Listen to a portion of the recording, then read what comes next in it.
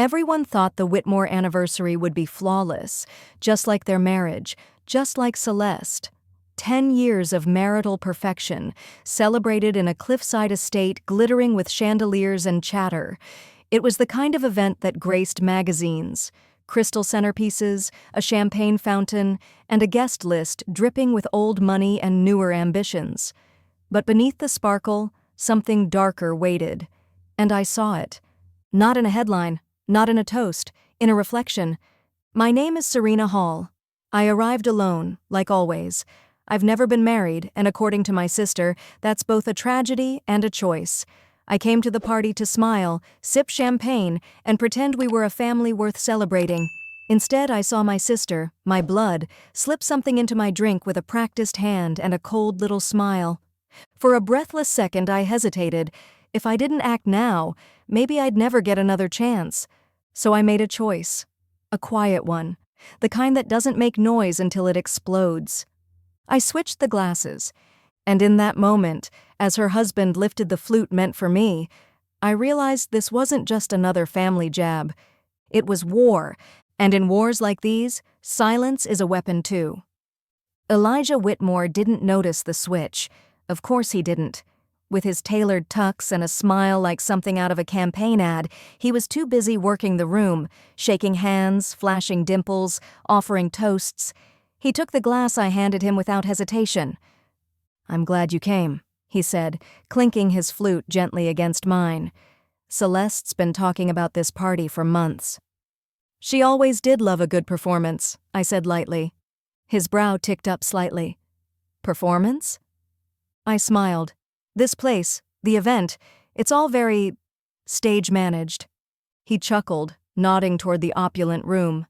"Yeah, it's a lot, but she wanted it to be memorable." It already was. We sipped, or rather, he did. I just let the edge of the glass brush my lips. My eyes drifted across the room to where Celeste stood near the bar, deep in conversation with a woman in a backless emerald gown. She wasn't laughing, she wasn't talking, she was watching me, and her expression, even from across the room, was ice cold. I moved through the crowd, trying to calm the rising panic in my chest. Maybe I'd misread the reflection. Maybe it was paranoia, stirred up by old childhood resentments. But then again, maybe it wasn't. Celeste had always known how to make someone disappear, socially, emotionally, even physically. In high school, she got my best friend grounded for an entire semester by planting vodka in her locker. In college, she spread a rumor that forced my lab partner to switch groups after midterms, and when I landed a coveted internship at a lifestyle magazine in New York, Celeste somehow ended up hired by the same company 2 weeks later, in a position that reported directly to my editor. Coincidence? I used to think so. Not anymore. As a string quartet filled the room with warm, lilting music, I found my parents near the large portrait window, taking in the ocean view. Mom adjusted the sleeve of Dad's blazer as he smiled at a guest he barely knew. They looked content, blissfully unaware that their daughters were circling each other like two prize-fighters in evening wear. "Elijah looks sharp tonight," Mom said as I approached. "Doesn't he just carry himself like a senator?" I bit the inside of my cheek and nodded. Very polished. "You should take some photos with Celeste," she added. "For the memories. Maybe later." As I wandered back toward my table, I noticed Elijah sitting down with 2 older gentlemen, one of them Celeste's godfather, the other a long-retired tech executive she once interned for. He was animated, charming, articulate, still completely unaware that something foreign was swimming in his bloodstream. I should have felt guilt. I didn't, because whatever was in that drink, it was meant for me. And if Celeste wanted to play games, she was about to learn I'd stopped playing by her rules a long time ago. The mirrors in the Marquis Ballroom were antique, tall, beveled things with golden frames and cloudy reflections. They didn't show the truth so much as they hinted at it, and it was through one of those warped panes that I saw the moment everything changed. Celeste, drifting like smoke behind me, glanced around the room once before reaching into her clutch. Her fingers moved quickly, pulling out something small, pale.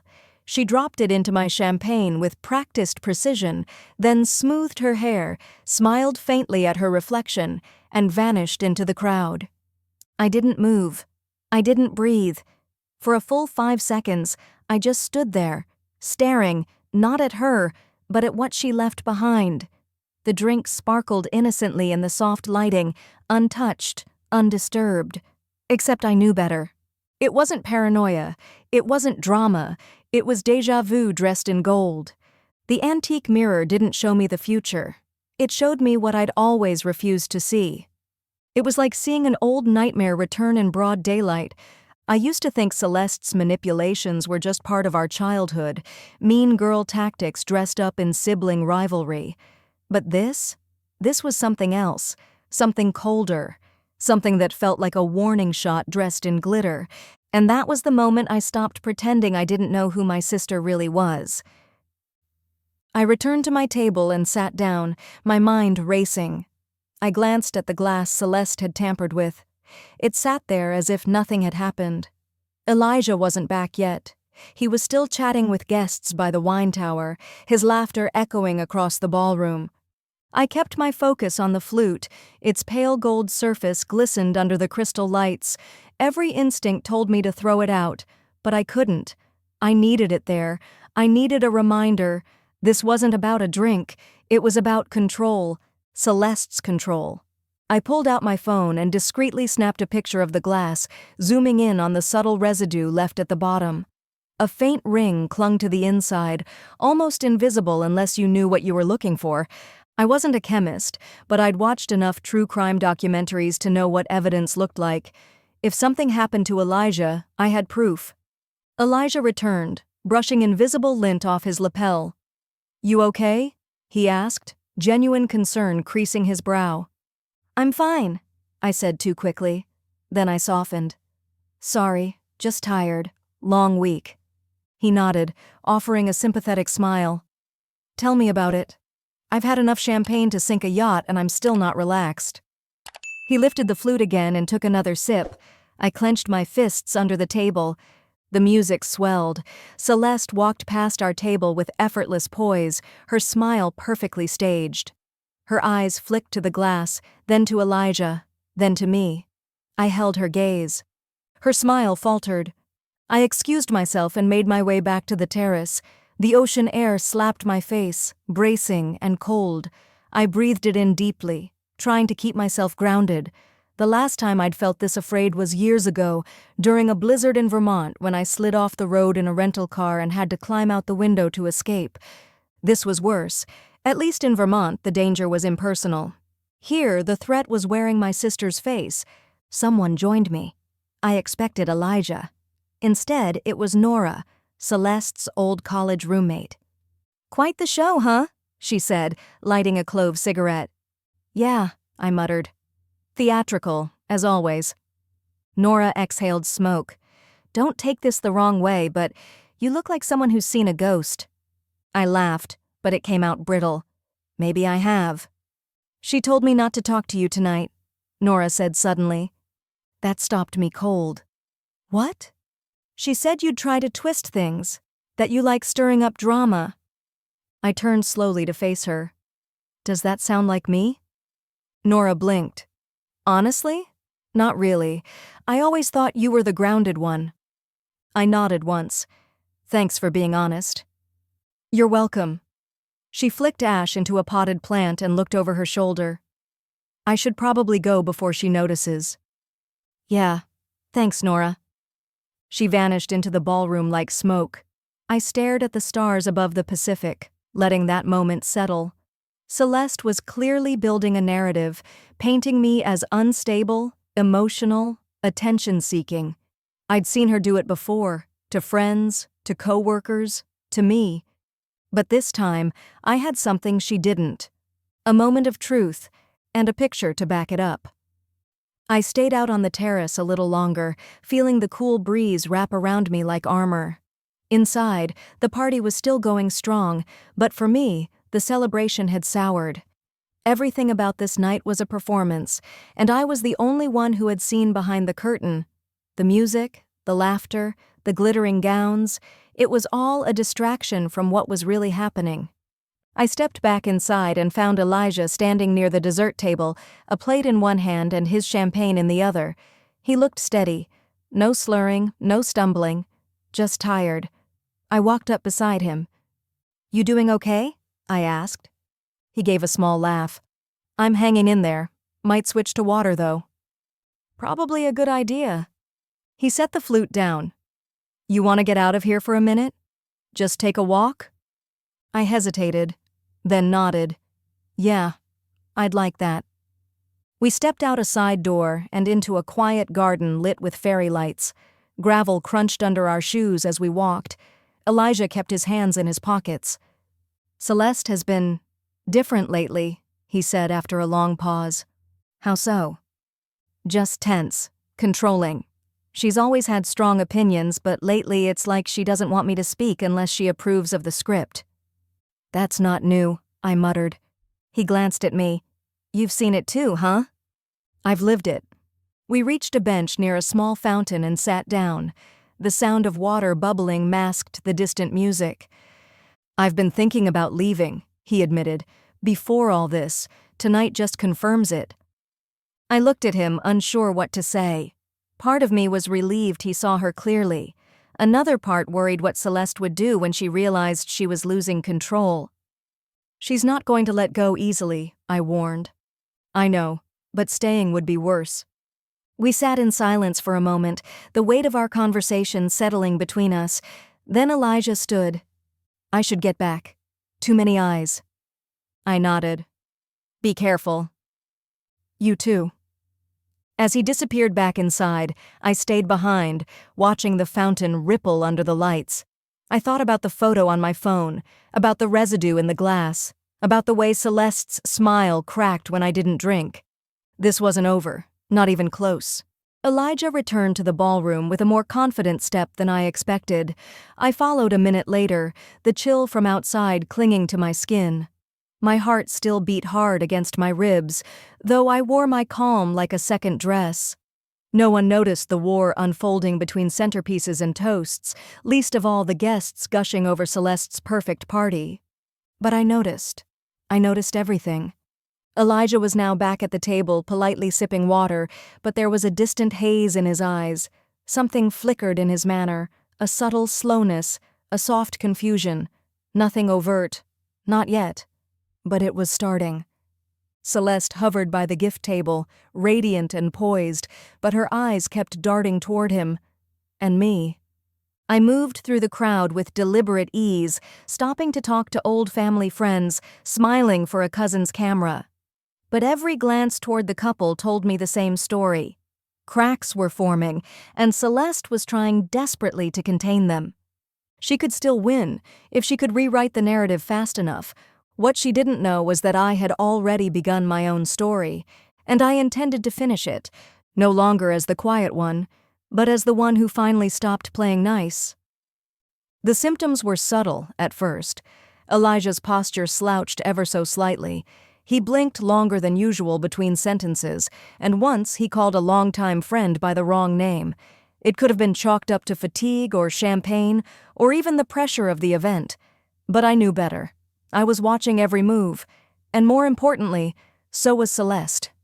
She kept glancing toward him, each time with slightly more urgency. Her laugh grew higher-pitched, her gestures more animated. She was trying to control the optics. Her husband couldn't be seen stumbling or slurring at her grand event. Not tonight. Not when everyone she'd ever wanted to impress was within arm's reach. "Elijah," she said, sweeping across the floor toward him. "There you are. The Holbrooks are asking about the investment dinner. Remember? They're expecting us." He smiled slowly, as if the gears in his head were turning on delay. "Of course. The Holbrooks." She reached for his arm. "Let's say hello." I followed a few paces behind, blending into a crowd of alumni from their college days. My heart was a drumbeat, steady and furious. Elijah nodded, said the right things, but his balance was off. He gripped the back of a chair longer than needed. He laughed at nothing. One of the Holbrooks gave Celeste a puzzled look. "Is Elijah all right?" Just a long day, she said quickly. He's been working late hours. Tax season, you know. The man nodded. Celeste's grip on Elijah's arm tightened. Minutes later, Elijah excused himself and wandered toward the bar. I waited until Celeste was engaged in another round of air kisses and followed him. He was leaning heavily on the bar, forehead creased. The bartender, young, polite, set down a glass of club soda. Elijah didn't touch it. "You okay?" I asked, keeping my voice low. He looked at me, eyes unfocused. "Do you ever feel like you're halfway out of your body? Like you're watching yourself walk around but you're not really steering?" I nodded. "Yeah, I've felt that. I feel like that now." My chest tightened. "Did you eat anything strange?" He shook his head slowly. "Just champagne, couple of hors d'oeuvres, nothing else." He paused. "Wait, except the toast, the one with you." I held his gaze. "Did it taste different?" His brows drew together. "Maybe. A little bitter at first." He blinked, longer than normal. For a second, he swayed. That's when I knew. This wasn't just an aftertaste. It was happening. I exhaled slowly. This was confirmation. He was feeling the effects of whatever Celeste had slipped into that glass. "We should get you out of here," I said. "Fresh air. Somewhere quieter." Elijah nodded.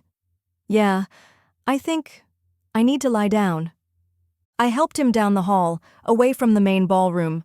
Celeste spotted us as we turned the corner. "Where are you taking him?" she asked sharply, heels clicking behind us. "He's not feeling well," I said calmly. "I'm helping him lie down for a bit." "I'll take care of my husband," she snapped, stepping between us. Elijah winced at her volume. "Celeste, please, not now." She hesitated. Her eyes scanned his face, then flicked to me. "You're blowing this out of proportion." I said nothing, just watched her carefully. "We'll go to the lounge," I said. "Just for a bit. No drama." The lounge was dim, empty except for a low sofa and a coffee table with glossy magazines. I helped Elijah onto the couch. He rested his head in his hands. Celeste stood by the doorway, arms crossed. "You don't look well," I said to Elijah. "You said it started after the toast?" He nodded slowly. "Celeste," I asked evenly, "did you give him anything? A supplement? Medication?" She scoffed. "Don't be ridiculous. You know what I saw." Her mouth opened and closed. "You're mistaken. I saw you drop something in my drink, Celeste. In the mirror." Silence fell. Elijah slowly looked up at her. "You what?" he asked. Her composure cracked. "It wasn't for you. I mean, I didn't think it would do any harm. I just thought—" "You drugged Serena's drink?" he asked, rising to his feet, unsteady. "And I drank it instead?" "It was just a mild sedative," she blurted. "I thought it would calm her down. She's always so tense." I stood frozen. So did Elijah. "You gave a sedative to your sister without her consent?" he said, voice shaking. "What if I'd had a reaction? What if someone else had drunk it?" "I didn't mean—" she began. "You never mean to," I said quietly. "But you do it anyway." Elijah's breath was shallow. He sat back down, closing his eyes. "I'm calling an ambulance," I said, pulling out my phone. "Just in case." Celeste lunged forward, trying to stop me. "You can't. Think about what this will look like." "No," I said. "Think about what it is." And I dialed. The waiting room was quiet, unnervingly so. I sat beside a half-dead plant and a stack of outdated magazines while fluorescent lights buzzed overhead. Celeste paced like a caged animal across from me, her heels clicking with every pass. Our parents hadn't arrived yet, but I'd already imagined their reactions. Shock, denial, attempts to smooth it over. They'd done it before. Elijah was still under observation, but stable. The sedative was confirmed, the statement had been taken, a police report was filed, and now we sat, two sisters, inches apart but worlds away. "You realize what you've done?" Celeste finally asked. I looked at her. You drugged me. Or you meant to. I didn't mean harm, I thought it would help you relax. I let the silence hang. You're spinning this like you slipped melatonin into my tea, I said, voice low, but this wasn't kindness, it was erasure. Her jaw clenched. You always see the worst in me. No, I replied, I see exactly what you try so hard to hide. The door opened. Mom stepped in, her expression a blend of exhaustion and disbelief. Tell me it isn't true, she said, and with that, the rest began to unravel. Celeste didn't answer. For a moment, she looked like she might cry, but instead of vulnerability, it turned into frustration. Everyone's acting like I'm some monster, she muttered. Mom sat down across from us, ignoring the tension. Explain it, Celeste. Why would you give your sister something without telling her? She was spiraling. She ended a relationship. She's alone. She's an adult, Mom cut in, and not yours to medicate. Celeste shrank slightly in her seat. I watched, stunned. Our mother, the lifelong apologist, was finally pushing back. The door opened again. Dad entered, jacket off, face flushed. I got the call on the way from the hotel, he said. What the hell happened? Ask your daughter, Mom said calmly. He looked between us, his expression falling. Which one? I glanced at Celeste. She opened her mouth, but no defense came. For once, her carefully rehearsed words failed her. I slipped something in Serena's drink, she said, but Elijah drank it instead. Dad sank into a chair, hand to his forehead. I didn't mean for this to happen, Celeste added, her voice cracking. I felt like everything was slipping.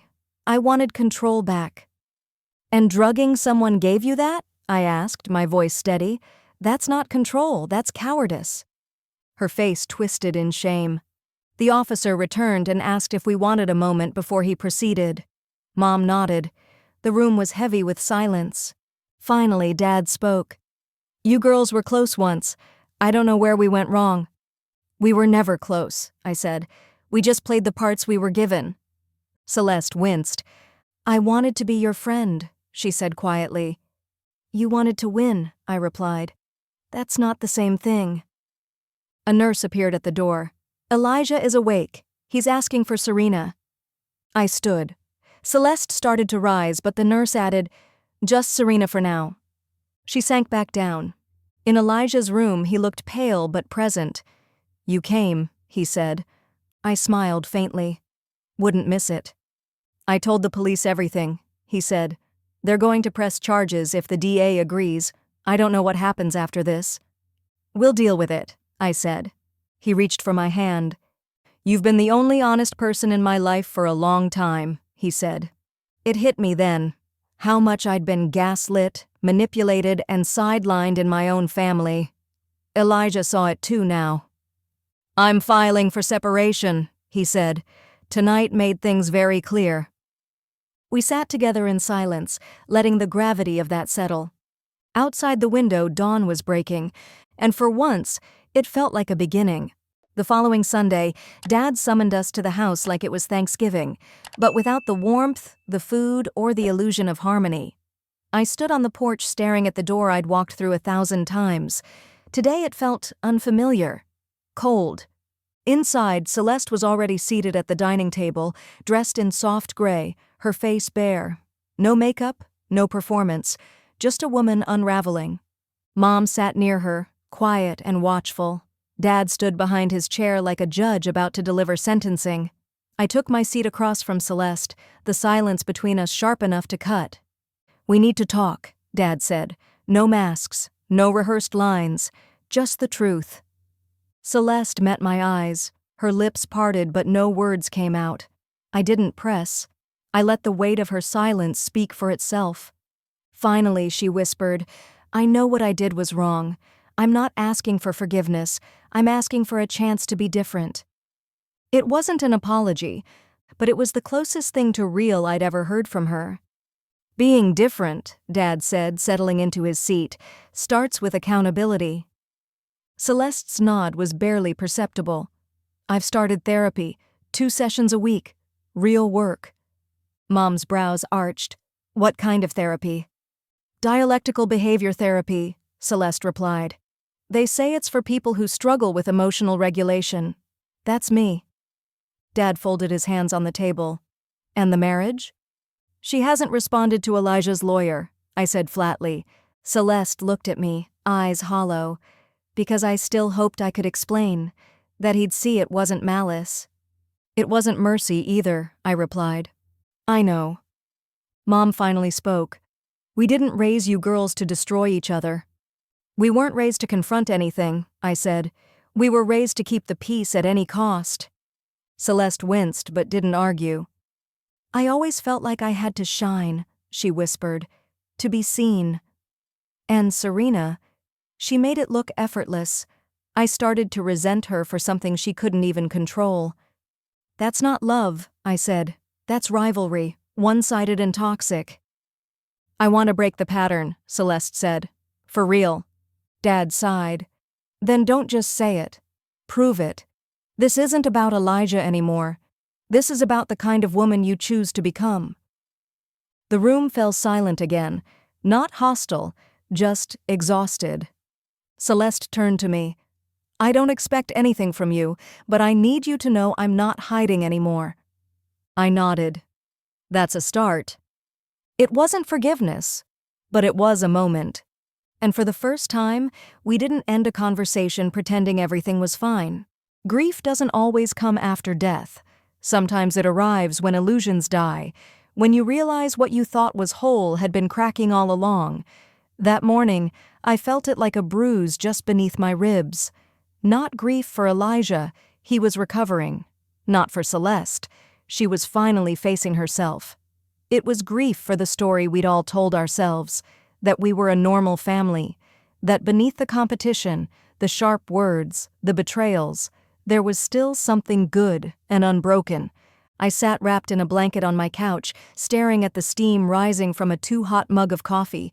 The silence in my apartment wasn't peaceful, it echoed. My phone lit up with a message from Elijah. We need to talk. Just that. No context. But I knew. I texted back. Doors open. He showed up less than an hour later. He looked like he hadn't slept.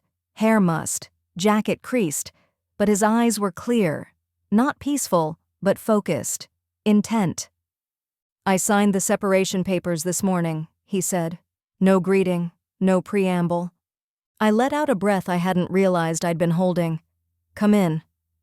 We sat across from each other, no longer bridesmaid and groom, no longer parts of a dysfunctional trio, just two people trying to make sense of a war zone.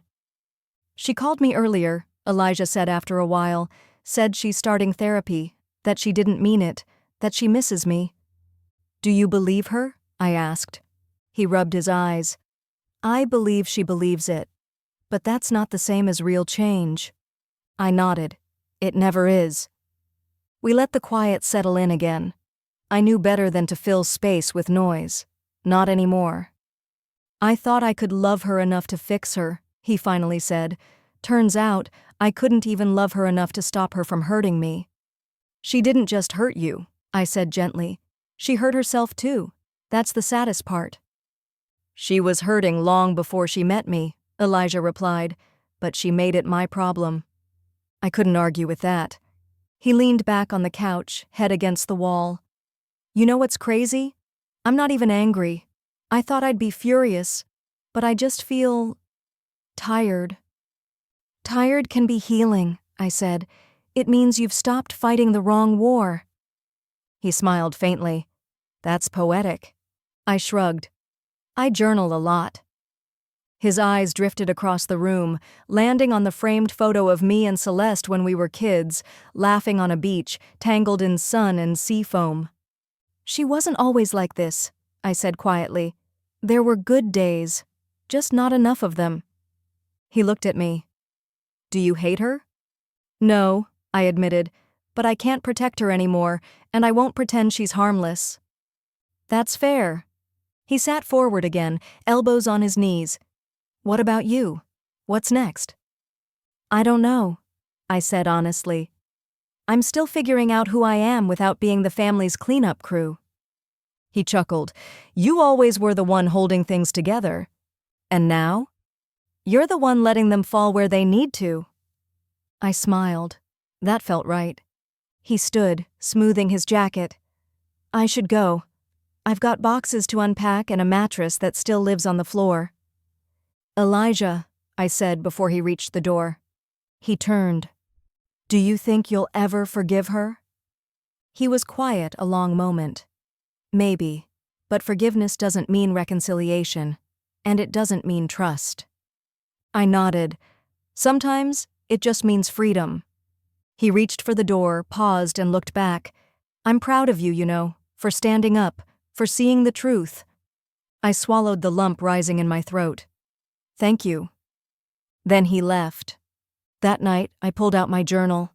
The same one I'd been filling since the day Celeste gave that toast, the one that changed everything.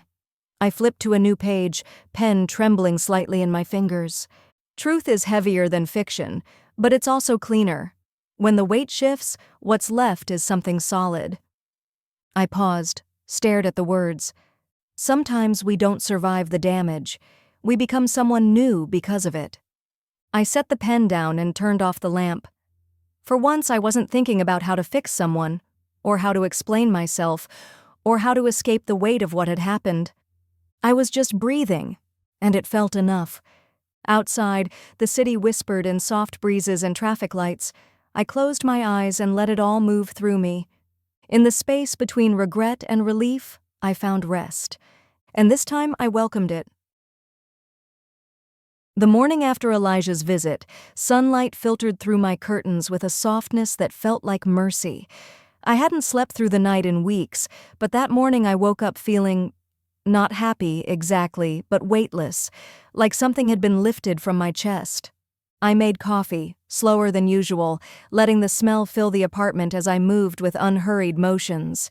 There was no plan for the day, no calls to return, no damage to control, just stillness. My phone buzzed on the counter, a message from Mom. "Can we talk today?" I stared at it for a long minute, then typed back, "Sure, come by around noon." By the time she arrived, I'd made tea instead of coffee and set out the good mugs, the ones we only used for guests, which felt ironic now.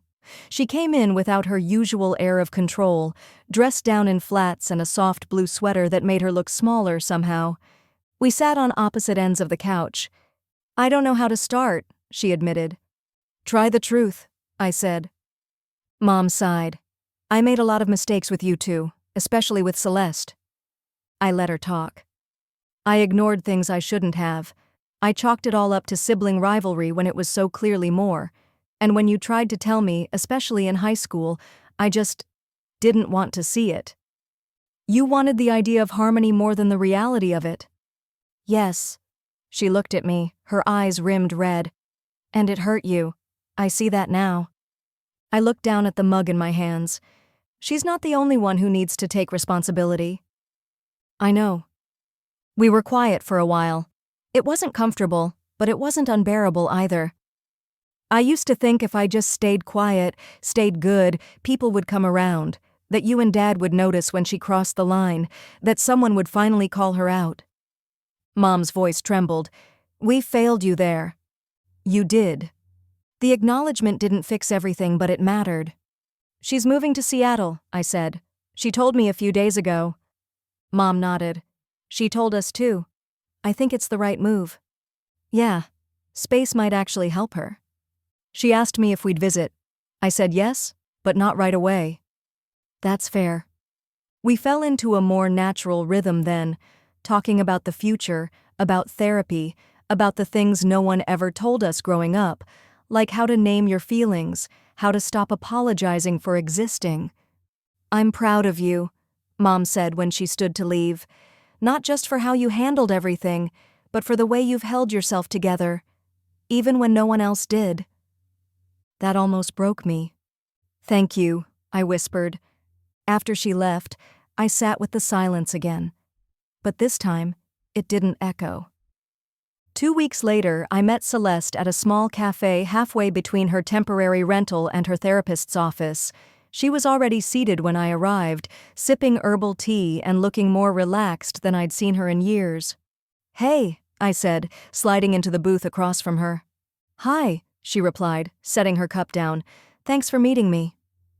We talked cautiously at first, neutral subjects, safe updates, her job, my new marketing pitch, a show we both used to love and hadn't mentioned in years. Then quietly, she said, "I didn't want to leave things like they were." I nodded, letting her continue. "I can't undo what I did, but I can own it. I can work on why I felt the need to control everything around me." "That's all I ever wanted," I said. "Not an apology to shut me up, just honesty."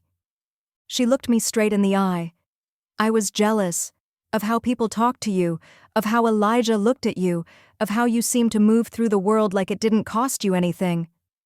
"It cost me," I said softly. "I just didn't show it." "I see that now." We both stared at our drinks for a long moment. "I'm not asking for us to go back," she added. "Just forward, even if it's slow." "Forward sounds good." We didn't hug, we didn't cry. We just sat a little longer, letting the silence say the rest. As I walked back to my car, I realized something. I didn't feel lighter because people had changed.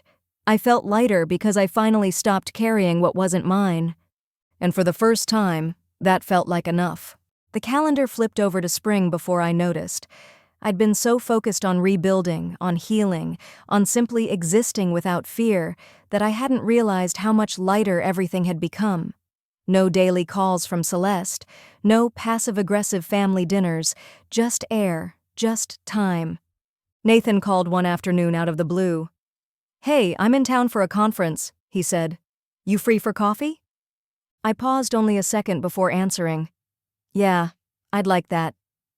We met at a downtown cafe, somewhere neither of us had history. It was neutral, like a fresh canvas. When I walked in, he was already there, stirring cream into his drink with slow, measured motions. "Still put too much sugar in it?" I teased as I sat down. He grinned, guilty. We didn't dive into the past. We started with now, how work was going, how I'd taken up yoga, how he'd started journaling because his therapist insisted on it. It was easy in a way I hadn't expected. "I thought it would be harder," I admitted, sipping my tea. Nathan leaned back. "Me too. But it's good, right? This question mark, it doesn't have to be complicated." I nodded. "No more pretending. That's the difference." He looked down at his cup. "I filed for divorce officially. Celeste signed the paperwork last week." Something inside me clenched, not from sadness, but from finality. "I hope it gives both of you what you need," I said. "Me too." We talked for another hour, never once slipping into what could have been or what was lost, just two people with shared history, quietly choosing not to relive it. As we stood to leave, Nathan paused. "Hey, thank you. Not just for what you did that night, but for seeing me after, for not making me feel like a fool." "You were never a fool," I said. "You just loved someone who couldn't love herself." He looked at me for a moment, eyes kind. Then we parted ways, no promises, no expectations. Just peace. At home, I framed a new photo for my desk, not of family or romantic partners, just me, on a recent solo hike, grinning under a canopy of trees. The look in my eyes was unfamiliar at first, confident, unburdened, mine. Therapy helped, of course, so did journaling, and forgiving myself for all the years I spent hoping things would be different without asking how I could make them better for me. Celeste texted occasionally. Short updates, a photo of Mount Rainier, a new book recommendation, a thinking of you message. I didn't always reply right away, but I always did. There were no illusions anymore, just slow, careful connection. Mom and Dad began therapy too. They said it was about better communication, but I think it was also about regret. About learning how to show up for your children when it matters most, even if you're late. During a rare, sunny Saturday, Mom and I walked through the local farmer's market. She admired herbs while I browsed candles. "You look lighter," she said suddenly. "I feel lighter," I replied. We didn't talk about Celeste or Elijah or that awful night at the anniversary party. We didn't have to. It lived in the silence between us, no longer poisonous, just acknowledged. A few weeks later, I got a call from Celeste. "Hey," she said, "I've been offered a position at a publishing house, full-time, managing nonfiction manuscripts. It's in Portland." "That's great," I said. "Are you taking it?" "I think so. My therapist thinks it's good timing. More structure, new city, no ghosts." "Congratulations. I'm happy for you." There was a pause. "I'd like you to visit sometime. No pressure, just if it feels right." "Let's see how things go," I replied honestly. "Fair enough." And it was. For once, fairness didn't feel like distance. It felt like respect. 6 months after the party, we held a small family dinner. No gifts, no speeches, no pressure. Just 4 people at a round table, passing bowls and sharing stories. Celeste joined by video call. She wore glasses and no makeup, hair pulled back into a messy bun. She looked real. She looked okay. Dad raised a glass. To rebuilding, slowly, honestly. We clinked water glasses instead of wine. Later that evening, I stood by the window, looking out at the backyard where we'd once held birthdays and barbecues, where Celeste and I had run barefoot through the sprinkler, where we'd once laughed like we didn't know life would ever be different. A new memory stirred, not one I had, but one I could imagine. A version of us that didn't live in competition, but in understanding. Maybe it wasn't too late to write that story. Maybe we were already doing it.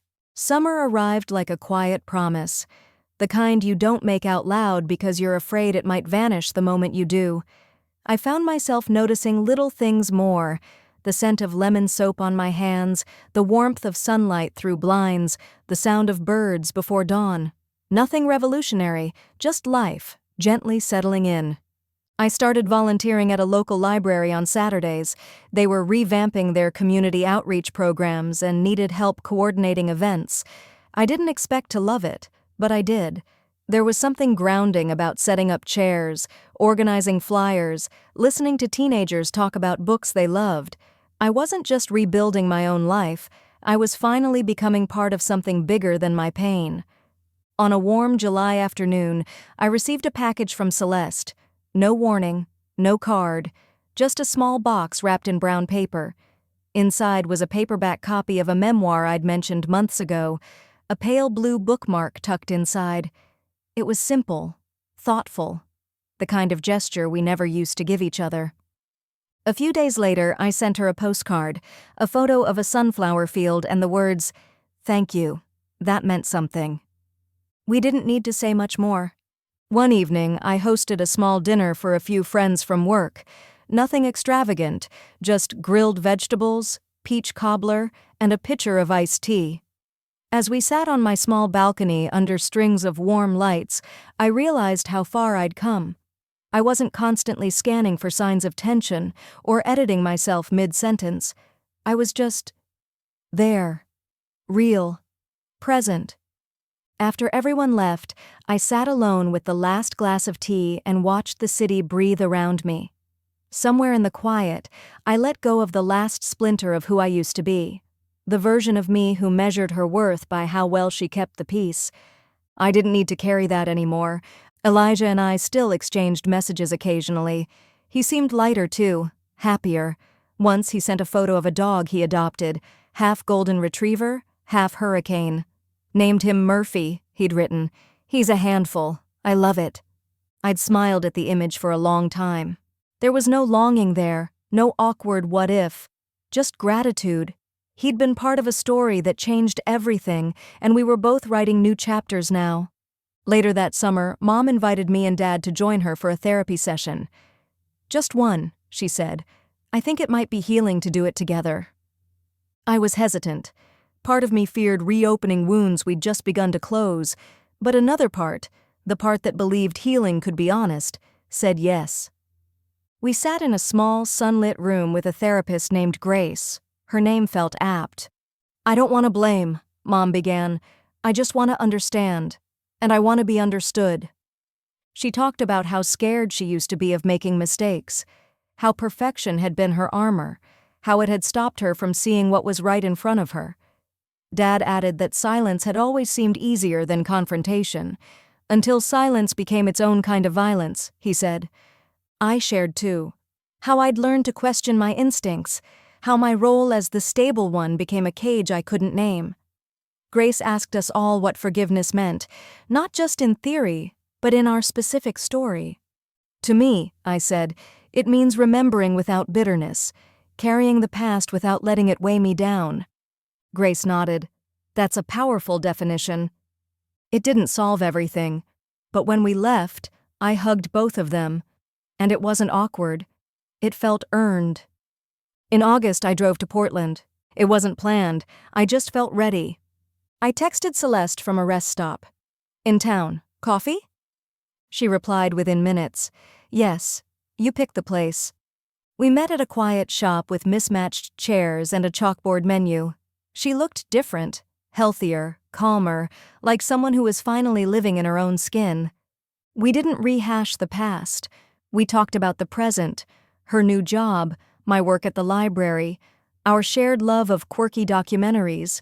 It was easy, surprising, good. Before we left, I handed her a second postcard. This one showed a lighthouse. I saw it and thought of you, I said, still standing even after the storm. Celeste blinked quickly but smiled. Thank you. We hugged then, brief but warm.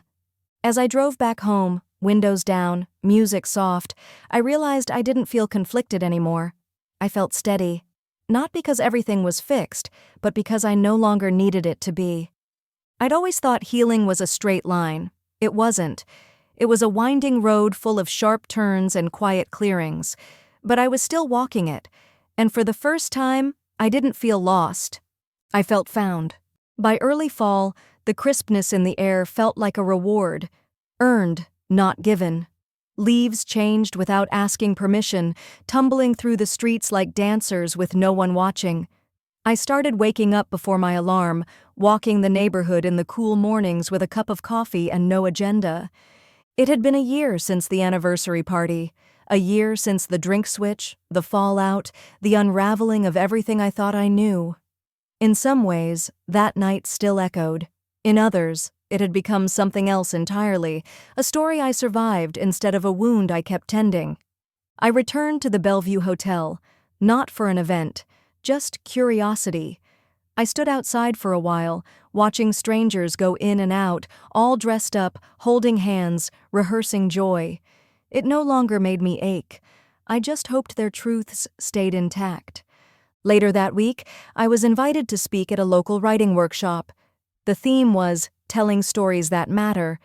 It felt ironic, or maybe perfect. I wrote a short essay titled The Reflection, inspired by that night when I saw Celeste through the window. I didn't name names, but I told the truth. After I finished reading it aloud, the room was still. One woman raised her hand. "Did telling it help you heal?" she asked. I smiled. Telling it reminded me that I didn't imagine it, that the pain was real, and that I did something brave. People clapped, but it wasn't the applause that stuck with me. It was the feeling that I had given pain a shape and then released it. Celeste called that night. "I heard about your talk," she said. "Mom told me." "It wasn't about you," I said. "I know, but it was, and I'm glad. It means you're owning your voice." She sounded proud, not defensive, not distant. "You doing okay?" I asked. "Yeah," she said. "Still messy, still working on myself, but I'm not afraid of the work anymore." "That's a good place to be." She paused. "Do you ever think about writing the whole thing down? Everything?" I laughed. "Only every day." "You should. It's not just a family story, it's a human one." "I'll think about it." We didn't talk long, but it was enough. Thanksgiving arrived with less tradition and more intention. We hosted it at my apartment.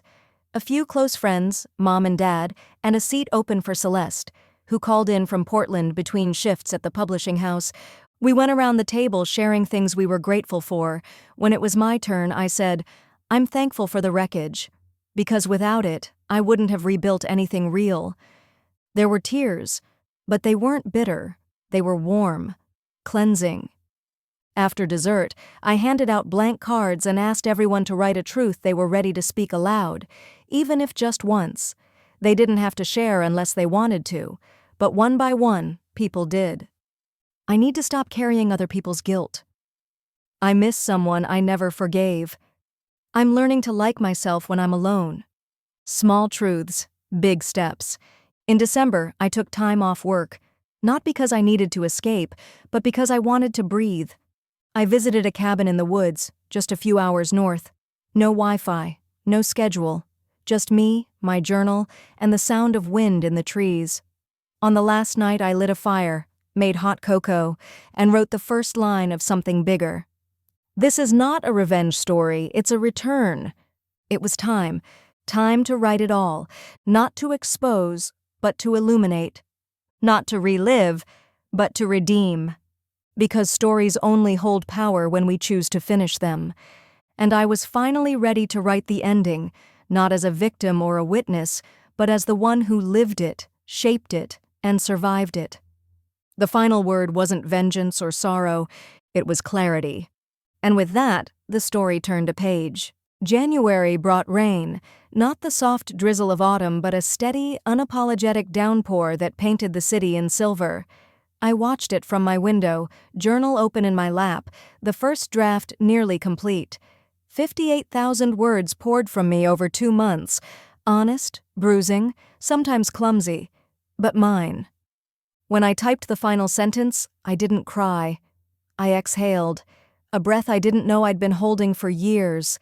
It was like laying down a weight that had become part of my spine. I was different now. Not better, not fully healed, just different. And that was enough. I sent the manuscript to Celeste first, not out of obligation, but because she had lived this story too. She had a right to know how I told it. 3 days later, she called. No hello, just, it's beautiful. I waited. It hurts, but it's true, she continued. And somehow it made me feel seen, even in the worst parts. Maybe especially in the worst parts. I didn't speak, just listened. You should publish it, she said finally. People need this. I smiled. Maybe I do too. Weeks passed. I sent the manuscript to a small press. The editor called it raw and luminous. They wanted to publish it, with some edits, of course. I agreed. The cover would be simple. A frosted window, a reflection blurred but present. Fitting. The launch came in April. It was modest, held in a bookstore filled with folding chairs and warm lights. My parents sat in the front row. Celeste flew in from Portland. We hugged, quiet and long, before I walked up to read. I didn't choose the most dramatic chapter. I chose the one where I took the first step away from silence. The chapter where I learned that peace doesn't always follow confrontation, but truth does. When I finished, people stood, clapped. Some cried. I held my hands steady on the podium. I had never felt so exposed and so safe. Afterward, Celeste and I slipped outside, walking the quiet block under blooming cherry trees. The air smelled like hope. Did it feel like closure? She asked. I shook my head. It felt like a doorway. She nodded. You're not afraid of being seen anymore. I'm not afraid of being misunderstood, I corrected. That's new. She smiled. Proud of you. And I'm proud of you, I said. For staying in the hard work. For not running. She slipped her arm through mine. We're still here, huh? We are. We walked in silence. Not awkward. Just full. Months later, I received a letter from a woman in Ohio. She wrote about her sister, their estrangement, her guilt. Your story helped me write a letter I'd been too scared to send, she said. Whatever happens next, thank you. Dozens more came, some handwritten, some emailed, each a thread from someone who saw themselves in the mirror I'd held up. The book didn't become a bestseller, but it became a bridge. And that was everything. One night, sitting at my kitchen table with a candle flickering beside me, I opened the journal I had started in the cabin. I flipped past pages filled with fear, resilience, grief, and forgiveness. At the very end, I wrote, "I thought the story ended when the glass switched hands, but it really began when I stopped waiting for someone else to write the next line."